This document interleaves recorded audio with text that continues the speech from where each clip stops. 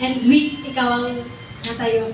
Sabi ko, talaga po ba? Sabi ng ibang leaders, no? Talagang hindi nila ine-expect na agree ako. Kasi lagi po talaga ako tumatanggi noon. Pero by God's grace talaga, ipinapaunawa ng Panginoon na hindi lang tayo nakaupo dyan bilang membro ng kanyang simbahan. Bilang body ng Panginoon natin, lagi tayong may ginagawang espesyal ang Panginoon sa buhay natin at may papagawa ang Panginoon na espesyal sa buhay rin po natin. Amen. I really praise God sa buhay ko. Before po ako tumayo, ang dami talaga pong challenges sa buhay ko. Physically, emotionally, mentally, financially, I was attacked by the enemy po. Yun po yung totoo before po ako tumayo.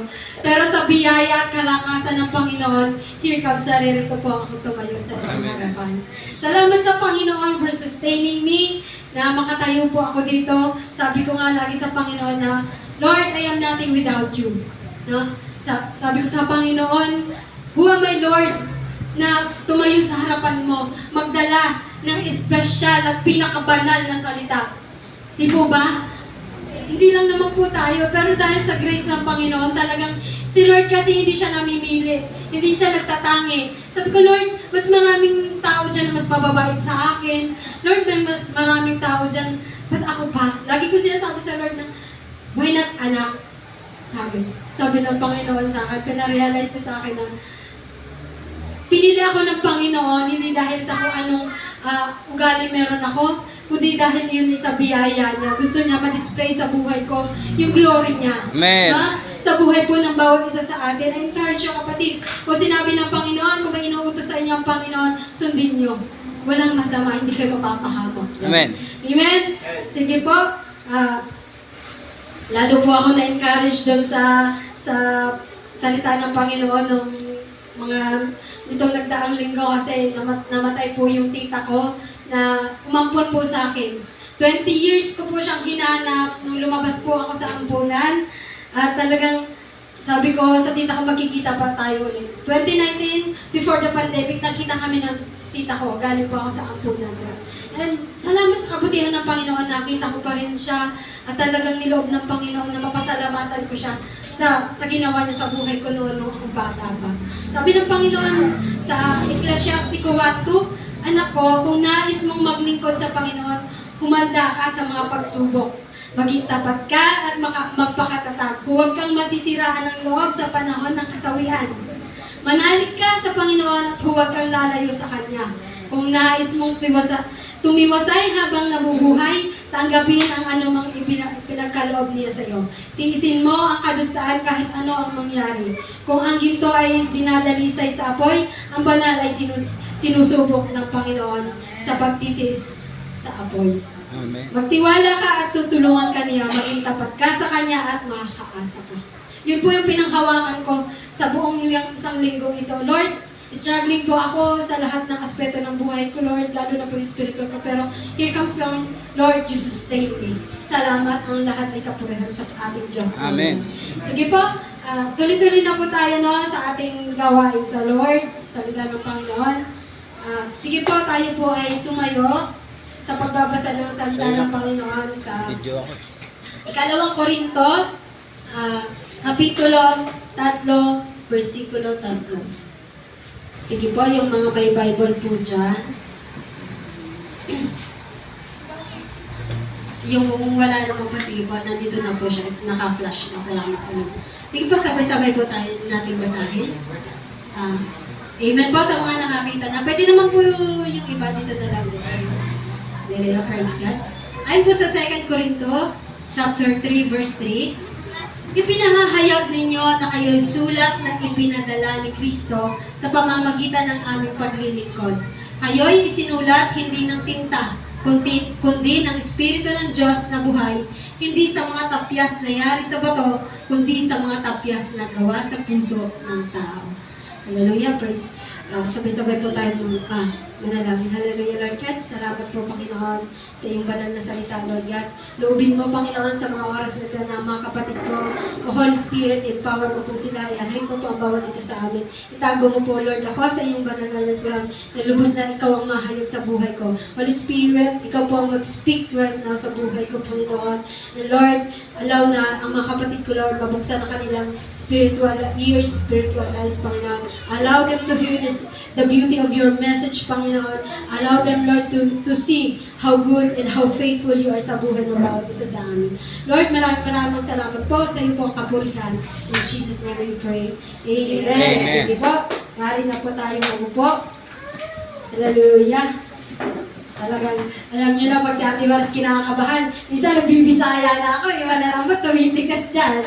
At kayo na po ang balang umunawa, no? Amen. Sabi po sino po dito yung dati mga nagsusulat? Talagang, sa panahon ngayon, hindi na po siguro masyado yung uso yung pagsusulat, no? Yung letter writing. Pero lubhang mahalaga pa rin po ito. Amen po ba? Amen. Amen. Marami na nga lang pong iba't ibang paraan ng pagsusulat. Minsan po ay through computer na. Pero kailangan pa rin po sa computer ng ink. Amen?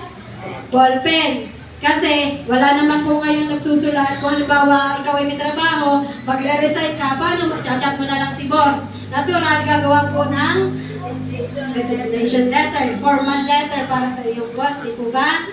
Amen. Mahalaga pa rin po talaga yung sulat. Kahit po yung iba, hindi na to gaanong ginagamit. Pero, mahalaga pa rin po, no, sa ating pamumuhay. No? Ang title, ang mensahe po ng ating Panginoon sa araw na ito ay pinamagatan, Living letter. Living letter or epistle. No?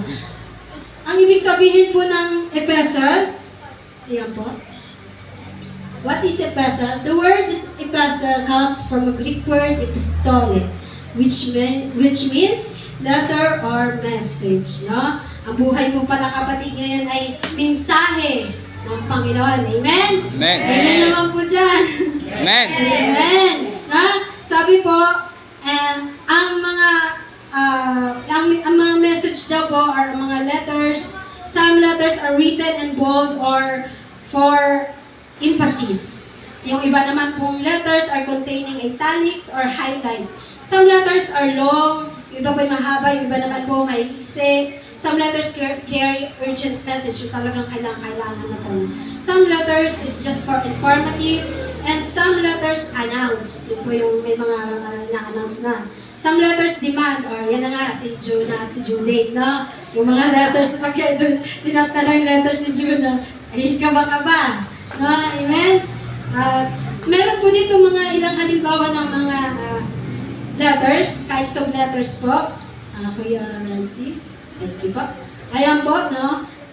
Some of the letters po ay love letters. Yan, kaway-kaway yung mga nakareceive ng love letters dyan, yung mga nagsulat ng love letters dyan.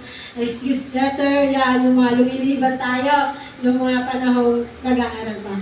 Apology letter, yan po, request letter, announcement letter, acknowledgement letter, welcome letter, just resignation letter, application letter, para po yun sa mga may trabaho, application letter. Amen? And, sige po, tuloy-tuloy tayo. Meron naman po dito mga bagay or things to be considered as a living epistle or a living letter. Sabi po, yung number 1 po dyan, nakalagay po ay meron po dapat tayong message or the content of the letter. No?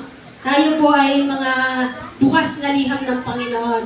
Ano nga po ba yung message ng buhay mo sa ngayon? No? God is asking you, ano bang nilalaman ng buhay mo ngayon? Ano bang mensahe ng buhay mo sa ngayon? Sabi no, a message must be clear to understand and can be read at all. Dapat maliwanag po yan, nababasa, no? Sabi po, ang Christian life should be clear and legible to all. Through actions po. Paano po ba tayo nagiging bukas na mga liham? Ayan po ay nagiging legit lang yung ating mga ginagawa by actions po. Doon po nakasalalay po yun yung ating mensahe. Kung ano ba yung mga ginagawa natin sa buhay natin. Amen? Amen. Dapat din po, sa letter ng Panginoon, ang makikita dyan sa mensahe ng buhay mo, ayun po yung image of Christ. Amen? Amen. For God's glory, yun po yung dapat na nakikita sa buhay mo ngayon. Ano po ba yung image ng Panginoon? No? Alam po natin kung ano yung Panginoon natin na sinasamba. Is the message of your life all about the world or the Word of God? Amen? Is your life interpret God, relationship to God, or sa buhay mo ba nakikita yung kagandahan ng Panginoon? Yung characteristics ng ating Panginoon sinasamba? Amen. Ano po ba yung mga characteristics ng ating Panginoon? Isa na po dito, yung di siya madaling magalit. Di agad nagagalit ang Panginoon. Amen? Mapagpatawad po ang ating Ama sa Langit. Kung tayo yung mga anak ng Panginoon, dapat mapagpatawad din po tayo, no? Mapagmahal ang ating Ama. Mapanalanginin. Sa mga, struggling po tayo dito sa bagay na mapanalanginin. Take note po, si Jesus ang nabuhay dito sa lupa, nananalangin siya. Gumigising siya ng madaling araw para manalangin sa kanyang Ama. So, mga kapatid, astig ka pa ba sa Lord? Ako, hindi ka na. Sabi mo sa kapatid mo, sa katabi mo, mas astig ka pa ba sa Lord? Hindi kita nanalangin, no? Kailangan yung pananalangin. Amen? Ang Panginoon natin ay mapagpakumbaba. Dapat nakikita ang mensahe ng Panginoon na tayo ay mapagpakumbaba rin bilang mga anak niya. Sabi po sa binasakan natin kanina sa 2 Corinto 3:3, ipinakita ninyo na kayo ay sulat ni Kristo na ipinadala niya sa pamamagitan namin. Ayon po sa Efeso 5:1, yaman kayo mga minamahal na anak ng Diyos, tularan ninyo siya. Di ba ako may sabi, ang Panginoon, tularan daw siya. The letter must proclaims they have been set free from sin and walk in the newness of life by the Holy Spirit. Amen? Amen. Amen po. Talaga, sabi ng Panginoon, yung message dapat ng buhay natin, newness, sabihin bago. Amen? Bago. Tatandaan po natin tayo po yung mga Kristiyano ngayon, bukas tayong liham ng Panginoon. So, makikita dapat sa atin tayo yung mga binagong nilalang, mga binagong pang ng Panginoon. Amen? Ayon po sa 2 Corinthians 5:17, therefore, if anyone is in Christ, he is a new creation. The old is gone, the new has come. Amen. Amen? Yung kung new creation ka na, ano po ba yung dapat makikita sa'yo? Unang-una sa lifestyle mo, kapatid. Na, ano po ba yung lifestyle mo sa ngayon? Lifestyle mo pa rin ba magpuyat sa gabi? Or talagang lifestyle mo pa rin ba magpakagutom para mag-cellphone ka ng cellphone maghapon? No? Lahat na nakakasira sa katawan, dapat mong layuan, kapatid. Amen? Amen. Sabi mo sa kapatid mo, lahat na nakakasira, layuan. Lahat na nakakasira, layuan. Amen. Ano pa po yung mga new creation ng Panginoon? Dapat yung daily routine natin, binabago na rin. Amen. Yung daily routine mo ba? Are you prioritizing God? Amen. Nananalangin po ba tayo every time na umulat tayo? Ano ba yung una mo kinukuha? Cellphone? Kailangan ng unan? Or ano ba?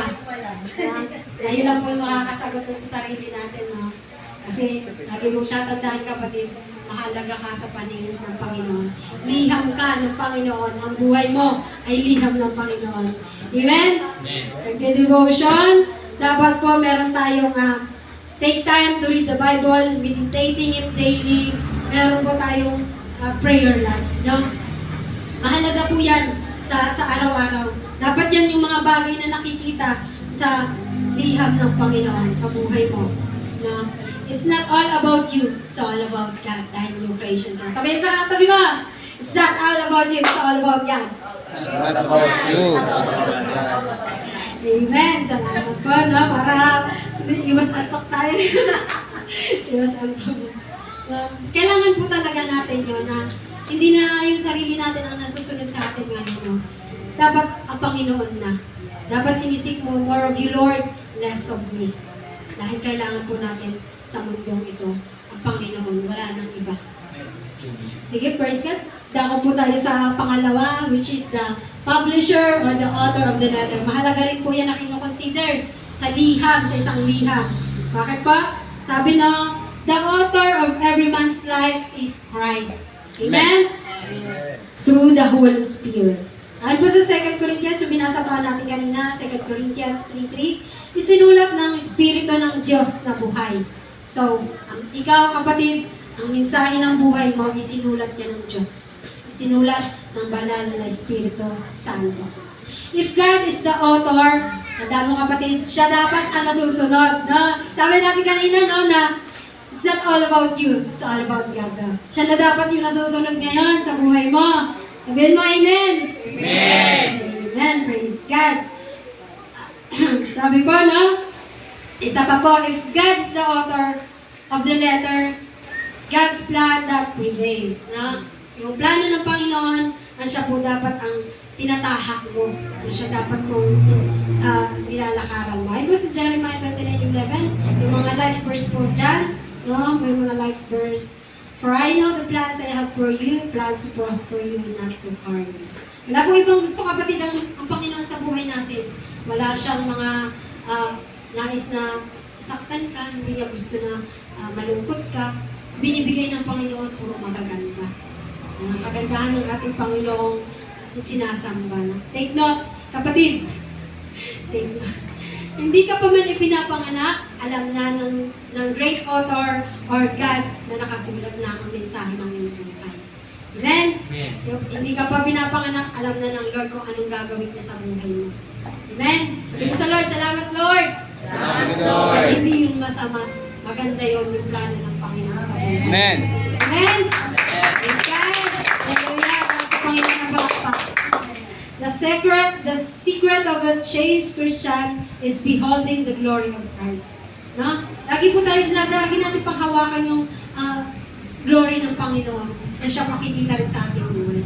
Sa buhay mo, ang Lord dapat ang makikita, mapaparangalan, may tataas at maluluwalhati ka. Dahil siya ang great author, no? Siya yung main author ng buhay natin, dapat siya lamang ang patuloy natin parangalan, wala nang iba. Hindi ang sarili mo, kundi ang Panginoon na nagbigay sa iyo ng buhay. Amen? Ayon po sa Pedro 1:3, tinanggap natin sa pamamagitan ng kapangyarihan ng Diyos ang lahat ng bagay na magtuturo sa atin upang tayo mamuhay ng makadiyos. Ito'y dahil sa pagkakikilala kay Jesus na siya rin tumawag sa atin upang baginan tayo na kanyang kaluwalhatian at kadakilaan. Malaki, kapatid, tatandaan mo yung kaibahan ng anak ng Diyos at anak ng Diablo. Amen? Dapat kung anak ng Diyos, nananalangin tayo. Amen? Kasi anak ng mga Diablo, hindi nananalangin. Talagang lahat ng gawain ng Panginoon yung ayaw niyan. Check tayo mga atin. No? Kung ayaw mong ma-involve sa prayer meeting, ayaw natin umattend ng mga gawain ng Panginoon, hindi tayo nagiging supportive sa Panginoon, malaking question po yan. Very big question po sa buhay natin bilang liham, bukas na liham ng Panginoon. Ang anak po ng Diyos, talagang iba yung lifestyle niya, iba yung daily routine. Yun, no? Napag-usapan natin, no? Dahil yung daily routine at daily lifestyle natin as Christian recognizes who belongs to Christ and not. Yun nga po yung sinasabi na kung ikaw ay anak ng Diyos, dapat pinag-aaralan mo ang kanyang salita, binabasa mo ang kanyang salita, at sa lahat ng ginagawa mo, sa bawat pagmulat mo, nananalangin ka muna. Pinapasalamatan mo ang great author ng buhay mo. Amen? Take time, kapatid, to devotion, for devotion and prayer. Amen? Sabihin mo, manalangin tayo. Start tayo mag-devotion. Devotion. Amen. Salamat sa Lord. Galatians 2:20, kaya hindi na ako ang nabubuhay ngayon, kundi si Kristo na ang nabubuhay sa akin. At ang buhay ko ngayon sa katawan ko ay ikinabubuhay ko sa pamamagitan ng pananampalataya sa anak ng Diyos na nagmahal sa akin at naghandog ng kanyang sarili para sa akin.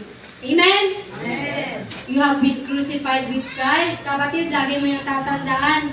Yan po yung meaning kung noong kayo po ay binaptize, yung patatlong pangako niyo sa Panginoon, yung sinumpaan niyo po doon, natatandaan niyo po ba? Mga binaptize po dyan. Na kung saan, nangako ka ang buong buhay mo, maglilingkod ka sa Panginoon.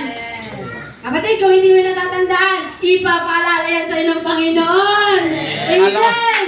Hala ko lulubog ulit. Bawat pangako mo sa Panginoon, tandaan mo yan. Ipapaalala yan sa ni Lord. Siya nga eh, sabi mo noon. O, di ba? Pinaalala niya rin? Si Lord pa kaya, no? Amen. Praise God. Sabi po ng Panginoon, we are crucified with Him, the publisher and the main author of our life. No? Amen. Tandaan mo kapatid, nung binaptize ka, habang nakatayo ka pa, hindi ka pa nun malinis. Hindi ka pa nun. Pero once na nalubog ka, umahon ka, bagong nilalang ka na nun, nilinis ka na ng Panginoon. Ibig sabihin, yung kung anong larawan ng iyong ama sa langit, dapat ganun ka din. Amen? Amen. Tatlo na tayo. Mabilis-bilis lang po tayo.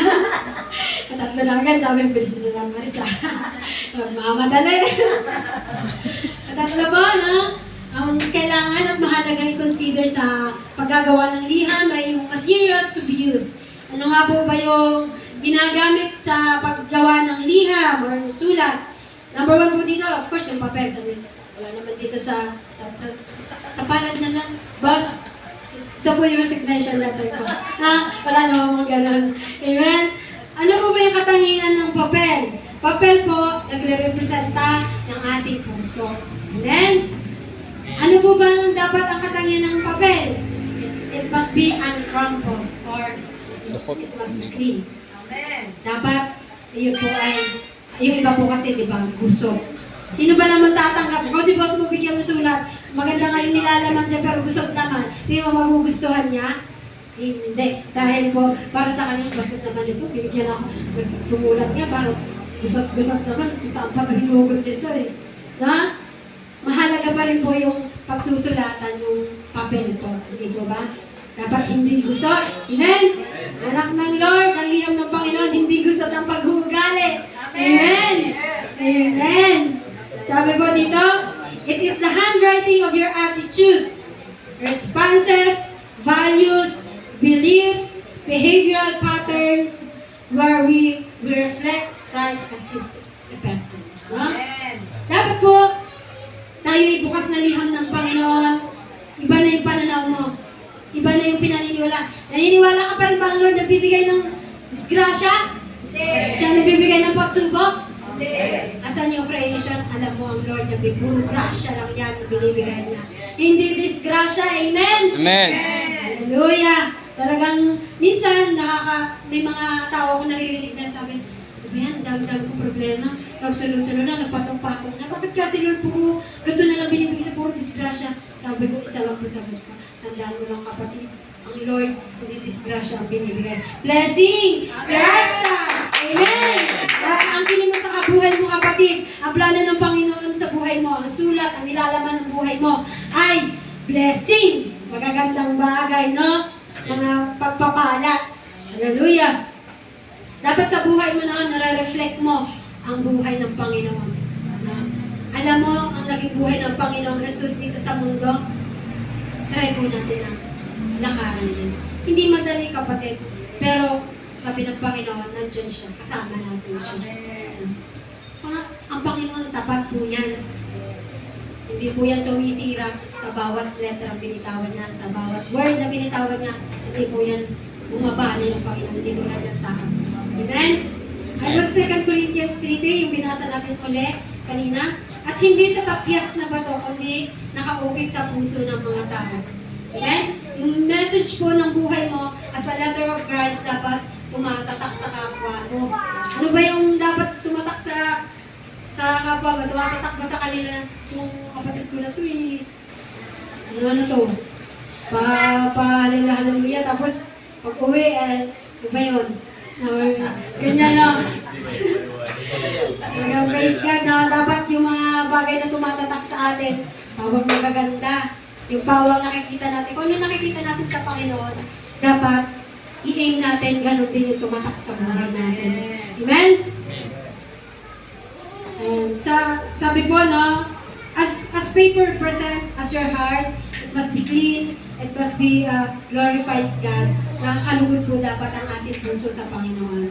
Letter or epistle proclaims moral change, and Christian life. In or out, dapat nagbabago po tayo. Hindi pwedeng sa loob lang yun. Kasi Inside out. kung ano yung nilalaman ng loob mo, lalabas din yan. Wala yung natatago dyan. Kasi ang Panginoon, sabi, lahat ng ano mong meron sa'yo, makikita yan ng lahat mo.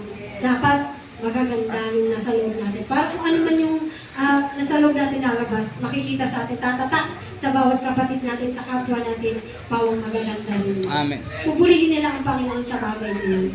Amen? In your heart must see, yung lagi ko sa inyo sinasabi na dapat yung nakikita sa puso mo ay kung gaano kaganda ang Panginoon Diyos mo sinasamba. Amen. Amen? The beauty of Christ that shines in your heart. Ano po ba yung shine sa puso mo? Sabi po no, sa Kawikaan 4:23, ang puso mo'y ingatang mabuti at alagaan pagkat iyan ang siyang bukal ng buhay mong taglay. Means yung heart mo nakasalalagay ko anong buhay mo. No, kung saan mo i-spend yung eternity mo. Kapatid, ingatan mo lagi yung heart mo. Minsan kasi, pag nagagalit tayo, nauuna na yung emotion, no? Ingatan po natin yung heart, no? Kasi pag nawala na yung emotion natin, yung heart, minsan yung bibig sumasabay na. Sumasabay. Oo. Kasi, siyempre, minsan, ang hirap sabi, ang hirap kayo magpigil. Minsan, yung bunganga mo, hindi mo na naisipan ko ano yung sinasabi mo. No? Sabi, pag ingatan natin yung heart natin na huwag ito matulisan. Huwag ito maging crumpled or maging marumi. No, Jeremiah 17:10, the heart is deceitful above all things and beyond cure. Who can understand it? I, the Lord, the heart and mind, examine the mind, to reward each person according to their conducts, according to what their deeds deserve. Sabi ng Panginoon, pararangalan ka niya sa kung anong ginawa mo, sa kung anong mga iniwan mong legacy sa mundong ito. No? Tandaan mo kapatid, yung puso mo everyday, mahalaga yan sa Panginoon. Ini-examine yan ng Panginoon. Amen? Dapat hindi po dyan nawawala yung fruit of the Holy Spirit. No? Ayon po sa Matthew 5:17, let your light shine. Kaway-kaway dyan sa my verse nito, life verse nito. Tahimik eh. Let your light shine before men that they may see your good works and glorify your Father in heaven. No? Talagang i-glorify din sa buhay din po ng tao ito. Na-encourage ako every time na I look at your life. Talagang makikita ko yung beauty ng Panginoon sa kanyang puso. Amen? Talagang nagsashine yung kabutihan ng Panginoon sa puso niya. Ano po ba yung dapat na tinataglay ng isang liham? Dapat taglay po niya yung kindness, patience, or yung long-suffering po natin, yung joy, goodness, gentleness, faithfulness, and love. Lagi po dapat yan everyday makikita. Huwag po tayong lagi po nating panghawakan itong bagay na to, no? Huwag po natin hayaan ang bunga ng Banal Espiritu manlaglag. Wala sa atin yung kindness dahil yun sa approach ng kapitbahay natin. Nagalit ka na, nalaglag na yung kindness. Ilan na lang bunga na tayo sa'yo. Tapos ay dumating pa yung nawala na uli ang goodness. Nalaglag na uli. No? Dahil, ayun nga, napabayaan din naman natin. Dapat huwag natin hayaan yung bunga ng Banal na Espiritu Santo, hindi manlaglag, hindi mawala sa buhay natin. Amen? Amen!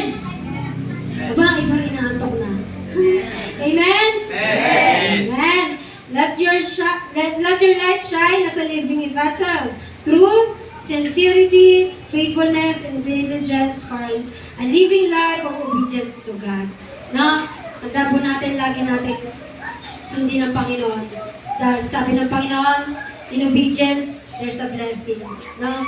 Amen? Amen. Diba, sa pagsunod, may pagpapala. Sa pagsuway, may pagpapalo. Pala na kayo kung saan kayo mamimili, palo or pala. Pagpapala. Amen? Araw-araw, alam po natin ang Panginoon, nandyan, nakatingin po sa atin, sa mensahe ng ating buhay. Amen? Amen. Sabi po, let your light shine through serving God and serving people without growing weary or hindi napapagod. Just like yung ating church mission, na? Loving God, loving people. Na walang ibang gusto ang Panginoon sa buhay natin, kundi ang makita sa buhay natin, ang mensahe na minamahal natin ang ating Diyos na buhay, maging ang ating kapwa. No? Dalawa lang naman po yung utos ng Panginoon. Opo, ayun po yung 10 utos, pero ang mahalaga sa Panginoon, dalawa lang. Yung sinasabi ng Panginoon na, love God with all your hearts, with all your mind. You shall not have other gods. And love your people, love your neighbor as you love yourself. Dalawa lang po yun. Para hindi na kayo mahirapan mag-isip, dalawa na lang. Mamahalin ko si Lord, mamahalin ko ang aking kapwa. Madali na lang. No?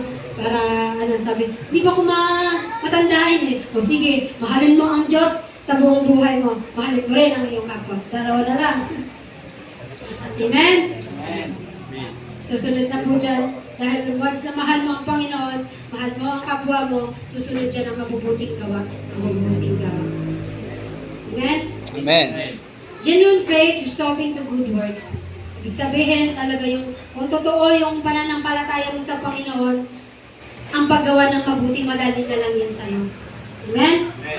Naroon po dapat, if your faith is genuine, dapat po, meron kang yung heart mo sa Great Commission and soul winning. Amen? Amen. Lagi po natin i-aim yun at makita rin po sa mensahe ng buhay natin as a living letter ng Panginoon, yung soul winning and Great Commission, tayuan po natin. Amen? Mahalaga po yan. Hindi porket ligtas ka na kapatid, wala ka nang pakalam sa iba. Amen? Mahalaga po kasi ang buhay ng tao, hindi po yan nawaon. Ang katawan, yan po yung may katapusan. Yan po yung natatapos. Yan po yung nawawala yung katawan ng tao. Pero yung buhay ng tao, sabi, forever yan, buhay. Tapos ka man dito sa lupa, sa eternity, buhay ka pa rin. Ang mahalaga, saan ka pupunta. No? Kaya mahalaga po ang bawat kapatiran natin, merong pusong sa Great Commission and soul winning. No? Amen? Amen. Pati mga mahal natin sa buhay, abutin po natin sila. Soul win po natin sila. Amen? Sabi po naman sige, yan na po. Another material po na gagamitin ay yung pen or ink. Yan na po yung ink. Okay. Wala naman po dito gumagamit ng lapis sa pagsusulat ng liham. Meron ka po. Wala naman po. Pero kung talagang formal po yun, talagang kailangan ballpen na. Or yung iba nga po talaga computerized na. Pero ang computer, ink pa rin ang ginagamit. Ibig sabihin, mahalaga po talaga yung ink or pen. Ink consistency is important in writing a letter. Pangit naman, minsan di ka po naiinis kayo pag yung ballpen parang sira-sira, putol-putol yung tinta. Parang ayaw mo na, ay, nakakainis naman to. Bakit ganito? Siyempre, yung pagbibigyan nyo po ng sulat, if ganun po yung sulat parang paubos na, papatay na, putol-putol pa, hindi maintindihan kung ano, sabi ano kaya yung sulat na nakamensahe dun? Malabo. Na? Amen? Ink represent as your soul, yung kaluluwa mo kapatid. Parang ballpen. Di ba po, yung ballpen, pag binuksan mo yan, meron pa yung pinakaloob. Which is your soul. Yung soul po, magagamit mo pa rin yan kahit wala yung pinakabody niya. Hindi mo pa rin siyang isulat. Pero yung, pag inalis yung pinakang bahayan niya, parang useless na po yun. Parang katawan din natin, magiging useless po yung bahayan. Bahayan lang po itong katawan natin eh. Pero yung pinaka-inner, yung soul, yun po yung pinakamahalaga. Dapat yung soul mo, nag-i-stain, tumatatak yan. No? Ano ba yung dapat na tumatatak sa'yo? Mabubuti ba yan? Is it all about the world or the word? Amen? Your soul must be consistent and seeking God. Amen? Dapat po tayong maging connected lagi sa pinagmumulan ng buhay natin. Which is the main author ng buhay natin, ang Panginoon. Amen? Amen. Lagi natin isip ang Panginoon dahil ang buhay natin natatapos pero ang Panginoon hindi po yan natatapos. Hindi siya nawawala. Ayon po sa awit 63:1, O Diyos, Ikaw ang aking Diyos na lagi kong hinahanap. Ang uhang kong kaluluwa ay tanging Ikaw nga ang hangad para akong tuyong lupa na tubig ang siyang lunas. Sa Isaiah 26:9 naman po, pagsapit ng gabi, hinahanap ka ng aking kaluluwa. Nangungulila sa iyo ang aking espiritu. Dapat ganun po yung soul natin, mga kapatid. Na hindi natin kayang mag-isa. We are dependent sa Panginoon, no? Everyday dapat isip natin, palakasin natin ang ating mga kaluluwa. No? Kung paano mong hinahanap ang pagkain sa bawat araw, ganun din hanapin mo ang Panginoon sa buhay mo. Ang Panginoon kasi ang nagbibigay lakas sa kaluluwa natin. Parang pagkain ba? Pagkain nagbibigay ng lakas sa katawan. Si Lord naman ang sa ating kaluluwa. Lagi mong isik si Lord. Kapatid, sabihin mo ngayon, seek natin si Lord. Seek natin si Lord. Amen. Parang tumahimik na kasi. No? Stay connected to God because God sustain the ink of your life as a vessel. No? Lagi po natin tatandaan. Si Lord lang ang makakapag-sustain ng buhay mo, ng lakas mo dito sa mundo. Ano man yung pinagdadaanan mo, Panginoon ang makakatulong mo. Ano po ba yung mga tinta na dapat tumatatak sa buhay ng isang Kristiyano? Ayan po yung una po dito yung paano ka magsalita. No? Amen? Check, check, check. Is that a word of encouragement? Ano po ba yung lumalabas sa mga bibig natin? Is it praising God? Amen? Paano ka mag-isip? Does it glorify God? Mag-isip, yung bibig. Paano mo pinahalagaan ng word of God? Are you meditating it daily? Or minsan lang, pagka may problema ka, tsaka ka lang magbubukas ng Bible. Lord, nahirapan ako ngayon, ano kaya yun? Sabi mo sa akin, ha? Every day, meditate the Word of God. Paano mo pinahalagaan ang gawain ng Panginoon? Are you all out? Supported ka ba? Or minsan lang? Amen? Marami po kapatid sinasabi ang Panginoon natin sa mga oras ito. Hindi po aksidente na narinig mo ang salita ng Panginoon ito. Amen?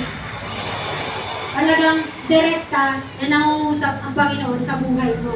Kung ano ang dapat baguhin mo sa buhay mo dahil ang buhay mo as a Christian, bukas na liham yan. Talagang nakikita, nababasa ng mga tao na sa paligid natin. Be careful sa iyong testimony. Kaya huwag mong hayaan na masira ang testimony mo. Amen? Diyan nakapaloob ang mensahe ng buhay mo. Amen. Amen? Kapatid, paano ka ba nakikitungo sa mga tao sa paligid mo? Kapatid, masama man yan o mabuti. Be fair. Sabi ng Panginoon. Dahil ang Panginoon, sabi ko nga kanina, hindi siya namimili. Dapat ganun din po tayo. Bilang mga anak niya, ang ama natin, hindi siya namimili, hindi siya nagtatangil. Be good at all times, no? Yung bunga ng Banal na Espiritu Santo noon, sinabi ng Panginoon kanina. Dapat hindi man lakas bilang Kristiyano. Sige po, praise God. No? Meron po ako dito mga tanong na inihanda, no? Sige po. Ito po, no? Take time to meditate. Ito po yung mga takeaway questions natin. Dahil tapos na po yung ating discussion, nauna po tayo sa insight. No? Bilis lang. Insight sa, dito na po tayo sa tanong. Pero insight din po yung mga tanong ngayon. No? Number 1 po, na tanong ng Panginoon sa buhay mo. Kapatid, what does it mean to be an apostle? Na-discuss na natin kanina. So, sarili mo, kaya mo na itong sagutin. Number 2, what is a living epistle to you? Number 3, is your life now a living epistle for Jesus Christ? Number 4, how do you seek to be an epistle where God is the main publisher or author? Amen? Kayang-kaya na po natin. If meron pa po kayo mga hindi pa kayang sagutin ng direkta sa Panginoon, take time to pray. Lord, tulungan po ko sa bagay nito na mabago ko ito sa sarili ko. Amen? Sige po, dako po tayo dun sa insights, no? Sa napag-aralan natin. Sabi po, no? As an epistle, your life and action should be a testament of God's glory here on earth. Mahalaga yung mensahe ng buhay mo sa mundo. No? Next, being an epistle means you are living, breathing, walking as a letter of God's goodness, glory, and grace. Amen? Makikita po dapat sa buhay natin, mensahe sa ating buhay. Next, the last one, as a living epistle of God, we are something greater purpose in this world, that is to interpret Jesus Christ to others and always carry the message of salvation. Amen. Sa buhay mo, mahalaga Dala-dala mo yung message ng salvation, higit sa ano pa man. Saan ka mang dalhin ng mga paa mo, taglay mo, dala mo dapat yung message of salvation. Yun yung main purpose ng buhay mo, kapatid, sa buhay, sa mundong ito. Amen? Amen. Na sa pinagpilian natin ng types of letter, kinds of letter, meron po doon ng mga resignation, love letter.